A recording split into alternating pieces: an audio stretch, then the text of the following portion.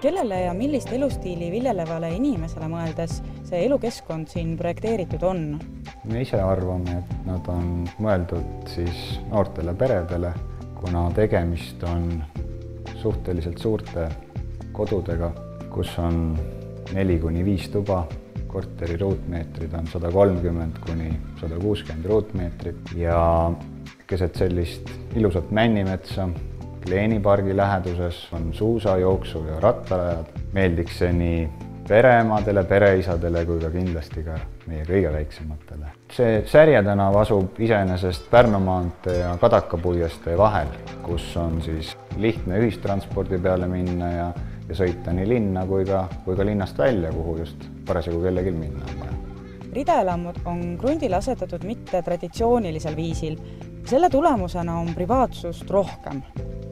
Jah, oligi mõte selles, et algselt detailplaneering soosis siia sellist pikka ridaelamublokki, nagu me oleme traditsiooniliselt harjunud nägema, ühe pika sirgena, kuid koostöös arhitektiga valisime välja sellise eskiisi, kooskõlastasime ka linnaplaneerimisametis selle ära, et hooned on siis Särje tänavaga risti paigaldatud ja on ka väikeses nihkes, et tagada ka igale perele oma privaatne terrass ja siseõu.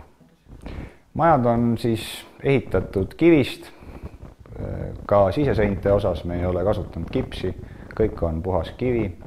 Majade välismaterjalina on kasutatud kroffi ja vineeri, sügavimmutatud vineeri, mis on kestnud meie kliimas väga hästi.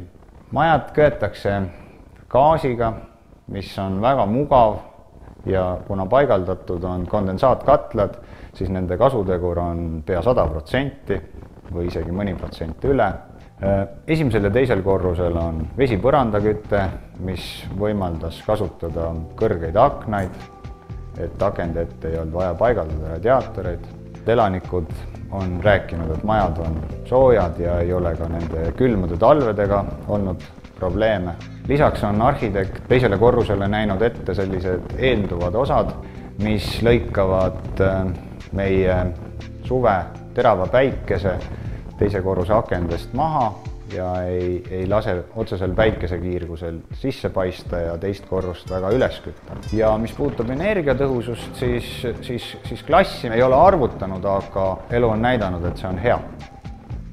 Kui majad niimoodi külgepidi on kokku pandud, võib tekkida küsimus ka helipidavuse osas.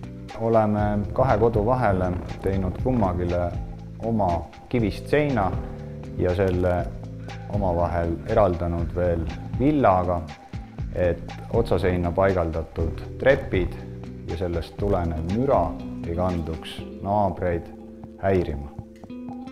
Siseruume vaadates on näha, et tegemist on tõesti hea ruumiprogrammi ja läbimõeldud lahendusega.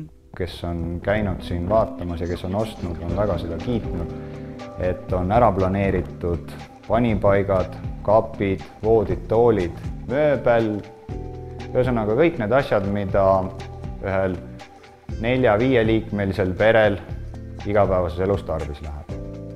Teisele korrusele viib tammepuidust trepp ja üleval korrusel on siis 4 tuba, tualettruum ja suur vannituba, kus on nii vann kui ka duširuum.